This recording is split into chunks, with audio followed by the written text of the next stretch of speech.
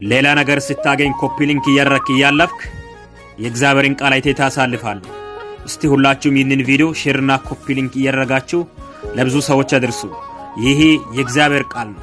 አንደኛ ጴጥሮስ መልእክት ምዕራፍ 2 ከቁጥር 1 እንግዲህ ክፋትን ሁሉ ተንኮልንም ሁሉ ግብዝነትንም ቅናትንም ሐሜትንም ሁሉ አስወግዳችሁ ጌታ ቸር መሆኑን ቀምሳችሁ እንደሆነ ለመዳን በርሱ እንድታድጉ አሁን እንደተወለዱ ሕፃናት ተንኮል የሌለበትን የቃሉን ወተት በሰው ወደ ተጣላ በእግዚአብሔር ዘንድ ግን ወደ ተመረጠና ክብር ወደ ሆነው ወደ ሕያው ድንጋይ ወደ እርሱ እየቀረባችሁ እናንተ ደግሞ እንደ ሕያዋን ድንጋዮች ሆናችሁ በኢየሱስ ክርስቶስ ለእግዚአብሔር ደስ የሚያሰኝ መንፈሳዊ መስዋዕትን ታቀርቡ ዘንድ ቅዱሳን ካህናት እንድትሆኑ መንፈሳዊ ቤት ለመሆን ተሰሩ። ወዳጆቼ በአንድ አማኝ ውስጥ ክፋት ሊኖረው አይገባም።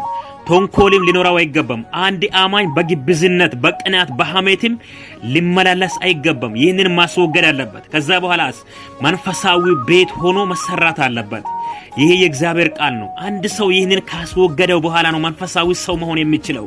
ይሄ በውስጡ እያለ ይሄ በአንደበቱ እያለ በዚህ መንፈስ እየተመላለሰው መንፈሳዊ ሰው መሆን አይችልም። ወዳጆቼ ያላስወገዳችሁ ሰዎች ካላችሁ